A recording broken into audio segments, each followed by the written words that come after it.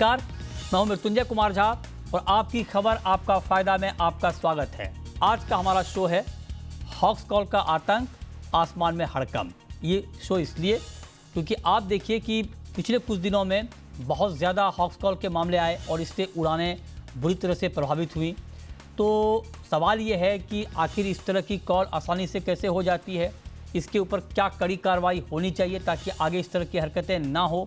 और एयरलाइंस, जिस तरह से एयरलाइंस की उड़ानें प्रभावित हुई हैं, आने वाले वक्त में इसको लेकर और क्या ऐसे कड़े और बड़े नियम कानून बनाए जाने चाहिए ताकि हॉक्स कॉल वाली जो हरकतें हैं उस पर तत्काल प्रभाव से रोक लगाई जा सके। इस पर हम डिटेल में चर्चा करेंगे, लेकिन उससे पहले देखिए ये खास रिपोर्ट।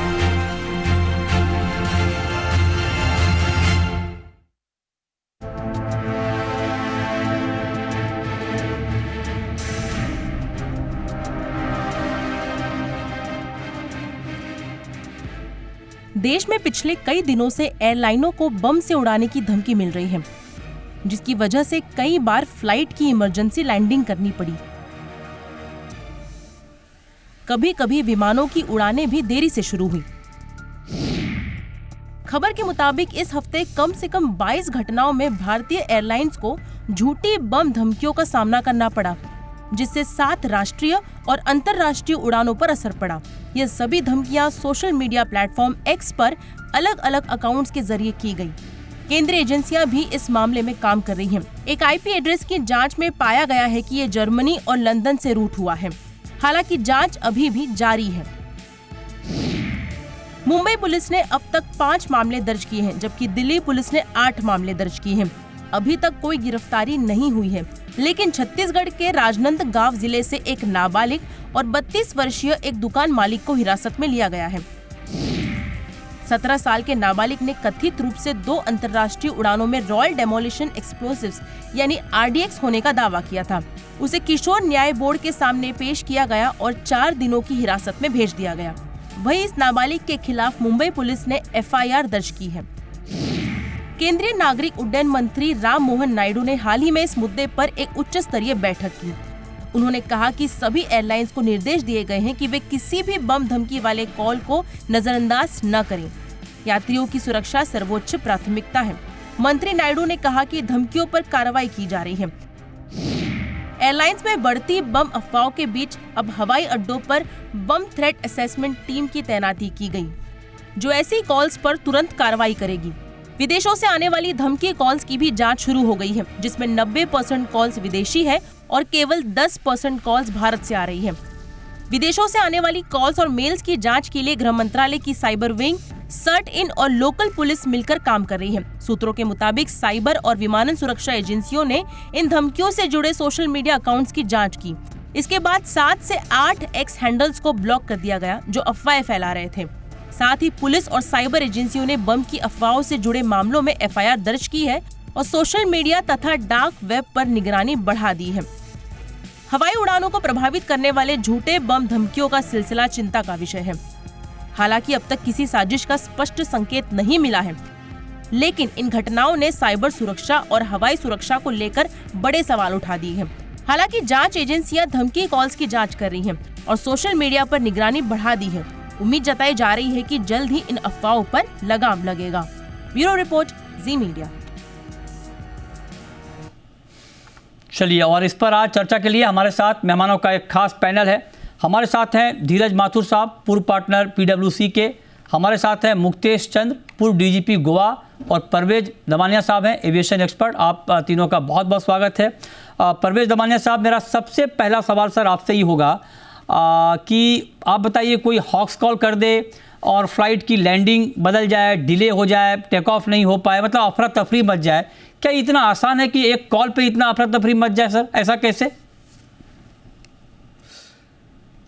देखिए, कोई भी कॉल एयरलाइन लाइटली नहीं लेते हैं। Every call is treated with the highest amount of caution, और मिनिस्टर साहब ने भी ये किया कि no call is to be taken lightly.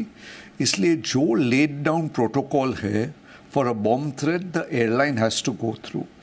लेकिन इसके वजह से एयरलाइन को बहुत नुकसान होता है, huge amount of inconvenience, passengers को बहुत तकलीफ होती है, लेकिन फिर भी each call has to be treated with the utmost seriousness. लेकिन अभी तक गवर्नमेंट ट्राई कर रही है, लेकिन मुझे ऐसा लग रहा है कि गवर्नमेंट ने एक सेंट्रल एजेंसी को ये काम देना चाहिए, सेंट्रल एजेंसी को अपॉइंट करना चाहिए। क्योंकि अभी क्या हो रहा है, मुंबई पुलिस अपना काम कर रही है, दिल्ली पुलिस अपना काम कर रही है, लेकिन कोई एक सेंट्रल एजेंसी अगर गवर्नमेंट अपॉइंट करे तो इसके वजह से काम काफ़ी एफिशिएंटली होगा। देखिए, 1-2 माइनर बच्चों को अरेस्ट किया है, लेकिन we have to take this matter very seriously कि is there a foreign hand behind this, is there an international conspiracy, क्योंकि this makes overall India look bad. कितने सारे इंटरनेशनल फ्लाइट्स डाइवर्ट हुए and the number is going up. और suddenly देखिए, पहले भी hoax call आते थे, मैं सारी बोलता हूँ कभी हुआ नहीं है पहले, लेकिन सडनली 1-2 वीक में मैटर एकदम ज़्यादा बढ़ गया है। इसलिए we don't know what is happening, लेकिन like again said, each call has to be taken with the utmost seriousness and whatever the laid down protocol is to be followed. इससे airline को भी बहुत नुकसान और inconvenience होता है, passengers को भी नुकसान और इनकन्वीनियंस होता है, लेकिन there is no alternative but to follow the entire protocol. Okay, तो आप करें कि ये प्रोटोकॉल फॉलो करना पड़ता है और इस लिहाज से बहुत ज़रूरी है कि एक भी अगर कोई ऐसी कॉल आ जाए तो उसकी जांच बहुत ज़रूरी है। लेकिन अब धीरज माथुर साहब, आप हमें ये बताएं कि नो पहले तो प्रोटोकॉल फॉलो करना चाहिए। हाँ राइट, पहले प्रोटोकॉल फॉलो करना चाहिए, ये बात बिल्कुल ठीक है। लेकिन धीरज माथुर जी, आप बताएं कि इस मैकेनिज्म को कैसे दुरुस्त किया जाए? क्या इसको फिल्टर करने के कोई उपाय हैं ताकि कोई इजीली इस तरह से पूरी सर्विस को डिस्टर्ब ना कर दे हॉक्स कॉल के जरिए? देखिए, ये हॉक्स कॉल कोई नई चीज़ नहीं है, ये तो मतलब बहुत सालों से बहुत पुराना है। पहले हॉक्स कॉल्स लोग मजाक में करते थे, पर अब ये थोड़ा नियोजित लग रहा है, ख़ास तौर से जो पिछले 1-2 हफ्तों में हुआ है हिंदुस्तान में। वो तो लग रहा है कि कोई इसमें कोई सॉर्ट ऑफ कोऑर्डिनेशन हो रही है। अब टेक्नोलॉजी की वजह से ये आसान हो गया है हॉक्स कॉलर को अपनी पहचान, अपनी आइडेंटिटी और अपनी लोकेशन दोनों को कंसील करने का। और ये अमूमन ये जो कॉल्स और ईमेल्स आ रहे हैं, ये सारे डार्क वेब से के ज़रिए आ रहे हैं। मल्टीपल VPN और IP एड्रेसेस यूज़ हो रहे हैं। बहरहाल, the short point is the hoax callers are using technology to hide and camouflage. The only solution is to use technology to go after them. उनकी पहचान करना, उनको लोकेट करना। तो इसमें हमें, जो आप पूछ रहे थे, इस व्यवस्था को कैसे सुदृढ़ किया जाए, सबसे पहली बात तो ये क्या इसमें इसका जो इसको कॉम्बैट करना होगा टेक्नोलॉजी के ज़रिए, नंबर 1। नंबर 2, एक सेंट्रलाइज एजेंसी की बात हो रही है, तो bureau of civil aviation security एक एग्जिस्टिंग ऑर्गेनाइजेशन है, पर चूंकि इसमें टेक्नोलॉजी और ये सारी अन्य चीज़ें, तो उन्हीं के सौजन्य में, उन्हीं के अम्ब्रेला में एक इंटर एजेंसी सेल बननी चाहिए, जिसमें IB, रॉ, DOT, टेक्नोलॉजी, ये सब लोग, इन सभी संस्थाओं के लोग इसके सदस्य हों, जिससे कि inter agency coordination and cooperation बढ़ सके। ओके, ये दूसरा पहलू है। ठीक है। तीसरी बात ये है कि एक बात और है जी कि देखिए, जैसे अभी आपने अगर देखेंगे, अमेरिका में इलेक्शंस आ रहे हैं, प्रेसिडेंशियल इलेक्शन, तो वहाँ पर इस हॉक्स कॉल्स को दे कॉल इट स्वॉटिंग। अच्छा, तो इसके इंसिडेंट्स बहुत बढ़ गए। तो हाँ, बहुत बढ़ गए हैं। एंड अब उसमें पॉलिटिक्स वगैरह है, मैं उसमें नहीं जाऊँगा, बस केवल इतना कहूँगा कि वहाँ पर FBI कोऑर्डिनेट कर रही है, and basically they go after, find out who's the culprit and then punish him with the full force of law. Now हमारे यहाँ ये बात हो रही है कि कानून को सुदृढ़ किया जाए। ऑलरेडी एग्जिस्टिंग कानून है। There is an act called Suppression of Unlawful Acts Against the Safety of Civil Aviation. Okay, ये 1982 का कानून है। Right sir. तो और इस कानून के तहत जो अपराध हैं, उनकी सजा है आजीवन कारावास। प्लस फाइन, और ना केवल committing the any of those acts that are specified, and that includes giving false information while that would endanger safety of passengers in a flight in a flight. तो उसमें थोड़े से शायद अमेंडमेंट करना पड़े, बट उसमें commission of the act, aiding the act and abetting the act and attempting the act are equally punishable by life plus fine. So कानून है, इसमें प्रावधान है कि डेजिग्नेटेड कोर्ट्स होंगे, हर राज्य एक डेजिग्नेटेड कोर्ट सेशंस जज का कोर्ट को डेजिग्नेट करेगा, डेली ट्रायल्स होंगे, बेल के प्रावधान जो है वो अन्य कानूनों की तुलना में ज़्यादा सख्त हैं। तो हमारे पास कानून है। अब मैं ये नहीं देख पाया हूँ, पता कर पाया हूँ कि इस कानून के तहत कितने एफआईआर दर्ज हुए, कितने प्रोसिक्यूशन हुए, कितने कन्विक्शन हुए। ठीक बात है, ये आपने जब तक कि हम लोगों को पकड़ के सजा नहीं देंगे, बिल्कुल, और पूरी आजीवन कारावास बहुत बड़ी सजा है। अच्छा, तो जब तक हम ये नहीं करेंगे हम इस पर अंकुश नहीं लगा पाएंगे। तो जैसे मैंने कहा, दो चीज़ें, तीन चीज़ें, एक तो bureau of civil aviation security के तहत एक inter agency committee, number 2 use of technology, and number 3 using this law to go after भी। आईपीसी में तो 7 साल की सजा है, पर इसमें तो आजीवन कारावास है। ओके, ठीक है, तो आप कह रहे हैं कि कड़ी कार्रवाई होगी, कड़ा एक्शन लिया जाएगा, तभी इस तरह की हरकत रुकेगी।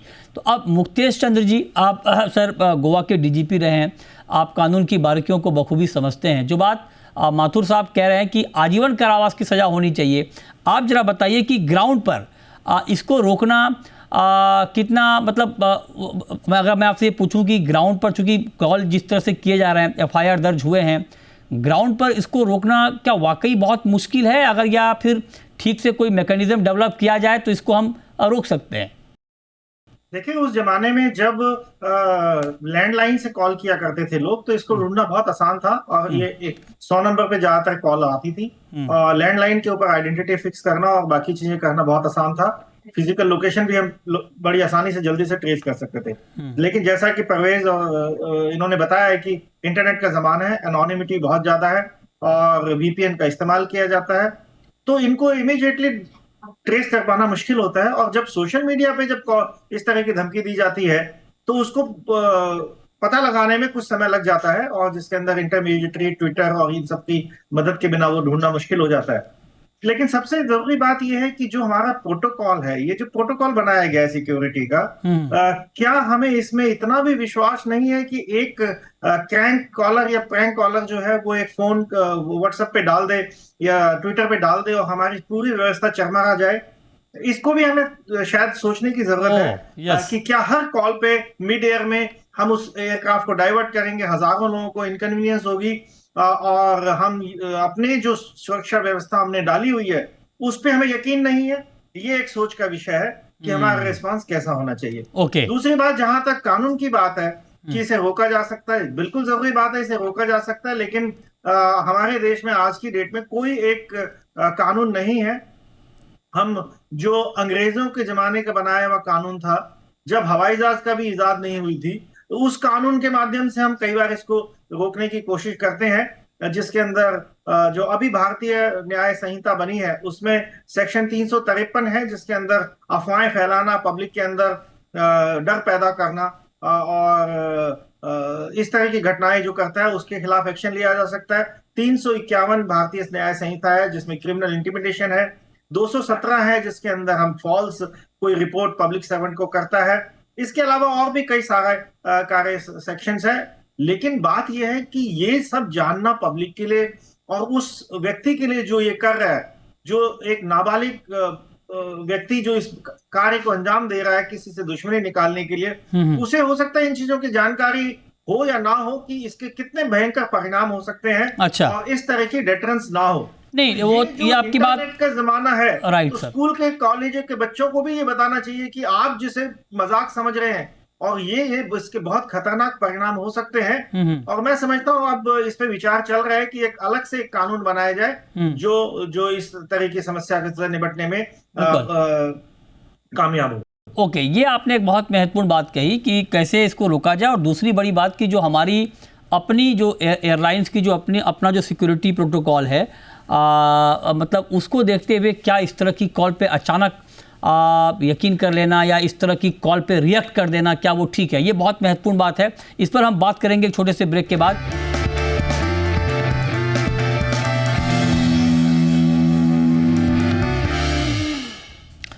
ब्रेक के बाद भी आपका स्वागत है। अब परवेज दमानिया साहब, एक बात अभी मुक्तेश चंद्र जी कह रहे थे कि एयरलाइंस की अपनी जो सिक्योरिटी है, उसका जो प्रोटोकॉल है वो भी तो बहुत स्ट्रांग है। ऐसे में क्या किसी हॉक्स कॉल पे इस तरह का अचानक पैनिक मचा देना ठीक है? इस पर आपका कमेंट क्या होगा? क्या मैं आपसे इसमें थोड़ा और ऐड करना चाह रहा हूँ एक सवाल कि क्या कोई इंटरनल ऐसा मैकेनिज्म है कि इसको हम और कुछ फिल्टर कर पाएँ, जान पाएँ कि इस कॉल में कितनी दम है? देखिए, अभी आपने मिनिस्टर साहब को सुना, कोई एयरलाइन ये रिस्क नहीं लेगा। इसमें डिसीजन कौन लेगा कि भाई ये कॉल गलत है या सही है? Look at it, 1 million to 1 chance even if it comes to what could happen. Can you understand the repercussion with the insurance, lives are lost? I mean the protocol is too complicating. इसीलिए मुझे लगता है कि airline कोई भी थोड़ा भी doubt लेंगे नहीं। एयरलाइन पहले ही चेक का maximum they are following the security protocol. मुझे लगता है इंडिया में ऐसा कोई एयरलाइन नहीं रहेगा जो प्रॉपर प्रोसीजर सिक्योरिटी के लिए फॉलो नहीं कर रहे। For this airline this is a very very very important thing. और airlines have laid down operation manual for each and everything what is to be done in what circumstances. For these things also the operation manual will be very very clear. Exactly. No pilot, no air hostess, no ground staff, no general manager airport is going to take a chance. इसीलिए the best is, जैसे आपके हमारे colleague ने बताया, people should be made aware कि ये phone घुमा के या ट्विटर पे डाल के ये छोटा जोक नहीं है। The kind of consequences that can take place can ruin a child's life. Parvez Damania साहब, ये बात जो आप कह रहे हैं, सर, आपकी बात बिल्कुल ठीक है जो बात आप कह रहे हैं, लेकिन सवाल ये है कि जो लोग इस तरह की कॉल कर रहे हैं, हो सकता है कि वो अवेयर हों, वो जानबूझकर ऐसा कर रहे हों कि हम एक डिस्टर्बेंस पैदा करें। लेकिन मैं आपसे जानना चाहता हूं, मुझे लगता है सी वी कैन जी सॉरी बोलिए। जी नहीं, मैं इसमें सिर्फ ये ऐड करना चाह रहा हूँ कि आप जो बात कह रहे हैं वो ठीक है कि भाई हर कॉल पे रिएक्ट अलर्ट होना ज़रूरी है, लेकिन क्या उसका कोई मैकेनिज्म हो सकता है कि थोड़ा सा अपने लेवल पे भी फिल्टर कर पाए? नहीं तो इस तरह से तो इजी टारगेट हो गया सर। ये तो इजी टारगेट है कि एक कॉल कर दें और डिस्टर्ब कर दें पूरे ऑपरेशन। मुझे नहीं लगता कोई एयरलाइन ओनर या कोई डायरेक्टर या कोई ऑपरेशन मैनेजर कोई भी चांस लेगा। Once the laws are made stricter and stricter, देखिए ये होता है, पहले भी होता था, it's not that this is never happened, पर ये जो फ्रीक्वेंसी से हो रहा है that is very shocking, that is very, अभी इंटरनेशनल फ्लाइट्स में भी हो रहा है and it makes India look very bad. इसलिए आई थिंक जैसे ये लोग टेक्नोलॉजी से टेक्नोलॉजी वापर के टेक्नोलॉजी के पीछे छुप रहे, इसलिए हमारे गवर्नमेंट के पास, हमारे भी एक्सपर्ट्स के पास सही टेक्नोलॉजी है to trace them down. Each call should be trace, track down, maximum stringent punishment should be given and it should be made aware to the public के भाई these are punishment for the consequences of doing this thing. बिल्कुल ठीक बात है, बिल्कुल ठीक बात है। अब माथुर साहब, आप कुछ कहना चाह रहे थे, आप बोलें सर। मैं उसमें एक सवाल जोड़ देता हूं कि 2 बड़े सुझाव आपकी तरफ से मैं जानना चाहता हूं कि इसको रोकने के लिए तत्काल प्रभाव से क्या होने चाहिए। माथुर साहब, देखिए, जैसा मैंने कहा था, मैं फिर दोहरा रहा हूँ कि हमारे पास एक बहुत कड़ा कानून है, the suppression of unlawful acts against safety of civil aviation, 1982 का एक्ट है ये। सर माथुर साहब माफी चाहूंगा आपने, सर माथुर साहब माफी चाहूंगा, ये बात आपने बताई भी थी। मेरा पूछने का मतलब ये था कि इसको पकड़ने की क्या कोई टेक्नोलॉजी है? क्या हम साइबर जो मामले हैं उसके पॉइंट ऑफ व्यू से, मतलब टेक्नोलॉजी के फ्रंट पे क्या हम कुछ और बेहतर कर सकते हैं कि क्विकली हम इसको पकड़ पाएँ? जहाँ से कॉल हो तुरंत उसको आइडेंटिफाई करें, तुरंत पकड़ें, मतलब उस फ्रंट पे क्या टेक्नोलॉजी के फ्रंट पे कुछ हम कर सकते हैं सर? देखिए, टेक्नोलॉजी का जहाँ तक सवाल है, टेक्नोलॉजी में भी इंडिया और हमारी जो एजेंसीज हैं, मेरे ख्याल से काफ़ी आगे पहुंच गई हैं, कटिंग एज पर मैं कहूँगा। इनफैक्ट ये गलत नहीं होगा कहने का कि by and large they are at the cutting edge. तो we have the technology, the issue is क्या वो टेक्नोलॉजी सिविल एविएशन सिस्टम को अवेलेबल है। इसलिए मैंने कहा था कि सिविल एविएशन ब्यूरो के तहत एक इंटर एजेंसी सेल बननी चाहिए to deal with this. And number एक तो and they will have the access to the technology and they should then see immediately real time में पकड़ पाना may not be feasible, right. It will be post facto. The issue is that post facto आप पकड़े उसको, अच्छा उस जो act का मैंने प्रावधान बताए थे उसमें एक्स्ट्रेडिशन का भी प्रावधान है। तो आप अगर कोई बाहर है तो उसको आप एक्स्ट्रेडाइट करिए। इस एक्ट को अगर आपको और सशक्त बनाना है, आप इसमें अमेंडमेंट करके इसको और सशक्त बना दीजिए। मैंने कहा ना आजीवन कारावास का प्रावधान ऑलरेडी है, तो और इसकी वाइड स्प्रेड पब्लिसिटी होनी चाहिए कि अगर आपने जैसे एयरपोर्ट पे तरह तरह के पोस्टर्स वगैरह पब्लिसिटी वगैरह के मटेरियल अवेलेबल होते हैं, तो ये चीज़ वाइड पब्लिसिटी होनी चाहिए इस कानून। ओके, राइट सर, जो सजाएं हैं इसके तहत। हाँ, राइटली पॉइंटेड आउट सर। लेकिन मुक्तेश चंद्र जी, अब आप जरा बताइए सर, आपका लंबा अनुभव रहा है पुलिस सेवा में, आप जरा बताइए कि इस तरह की कॉल के पीछे का इंटेंशन क्या होता है। मतलब जब इस तरह की कॉल होती है, हॉक्स कॉल, अफवाहें फैलाई जाती हैं, तो आपने बहुत सारे डील किए होंगे इस तरह के मामले, इंटेंशन क्या होता है सर? बहुत बार तो ये इंटेंशन होता है कि कोई आदमी फ्लाइट पकड़ने में उसको डिले हो रही है और वो होक्स कॉल करता है ताकि वो फ्लाइट की दोबारा से चेकिंग हो, कुछ हो, उतनी देर में वो पहुंच जाए। अच्छा। ऐसे बहुत सारे लोग पकड़े गए हैं। दूसरे में ये होता है कि एक सनसनी फैलाना और उससे जो उसको मजा आता है उसको हासिल करना। ऐसे बहुत सारे लोग हैं जो प्रैंक कॉल्स करते हैं और जब देखते हैं कि सारी दुनिया में अफरा तफरी मची है, उससे उसको एक मानसिक खुशी जो होती है वो पैदा होती है। तीसरा है कि किसी दूसरे का नाम उसमें लगा देना, जैसा कि देखा जाता है कि किसी और के हैंडल को टैग कर दिया और ये शो करने की कोशिश की कि ये कॉल उसने की है, किसी से दुश्मनी निकालना। तो ये बात है। और टेक्नोलॉजी आज की डेट में है, बहुत आसानी से इसको ट्रैक किया जा सकता है, लेकिन जैसा परवेज साहब ने कहा कि रियल टाइम में अभी नहीं है। हमें उसमें अलग अलग इंटरमीडिएटरीज जो हैं उनसे वो डाटा लेना पड़ता है, उसके बाद वो होता है, पता लगाया जा सकता है। रियल टाइम है, आज अभी 112 पे आप कॉल कीजिए, इमीडिएटली आपकी लोकेशन मालूम होगी कहां से कौन फोन कर रहा है। ओके। लेकिन ये चीज ट्विटर पे अवेलेबल नहीं है, ये चीज और प्लेटफॉर्म्स पे अवेलेबल नहीं है। और ऐसा बहुत आसानी से हो जाएगा, ऐसा पॉसिबल भी नहीं है, क्योंकि हर इंटरमीडिएटरी किसी और देश में है, कहीं और से उसका कोऑर्डिनेशन है, तो डाटा मिल तो जाता है, लेकिन जब फ्लाइट हवा में है उस वक्त उसका क्या किया जाए, क्या किया तो मैं यही कह रहा हूँ कि ठीक है, प्रोटोकॉल है, अपनी जगह है, और उसको जो भी आज की डेट में है एक रीथिंक की भी जरूरत है। अगर नहीं हम उस प्रोटोकॉल में बदलाव कर सकते तो फिर इनके खिलाफ जो सख्त से सख्त कार्रवाई हो, ताकि किसी में ऐसी हिम्मत ना हो ये करना। राइट। ये बहुत महत्वपूर्ण बात है। लेकिन एक आखिरी सवाल परवेज दमानिया साहब आपसे, आपने बताया कि भाई ये एयरलाइंस की जिम्मेदारी बनती है कि हर मतलब सिक्योरिटी को पूरा इंश्योर करे, और इसीलिए हर कॉल पे अलर्ट होना भी ज़रूरी है, इसमें कोई शक नहीं, होना भी चाहिए। लेकिन चूंकि आप एविएशन की एक्सपर्ट हैं, मैं आपसे जानना चाहता हूं कि क्या एयरलाइंस को अपने लेवल से कुछ और सिक्योरिटी एनहांसमेंट करना चाहिए, इस तरह का कुछ और फिल्ट्रेशन बढ़ाना चाहिए, ताकि ठीक है मतलब ऐसी कॉल पे आप एक्शन लें, अलर्ट हों, लेकिन थोड़ा बहुत अपने लेवल से मतलब उसको हम वाइप आउट कर पाए। नहीं, अपने लेवल पे एयरलाइंस तो सिक्योरिटी प्रोटोकॉल मेंटेन करते हैं, कभी डबल चेकिंग होता है। Airlines are very particular in this area.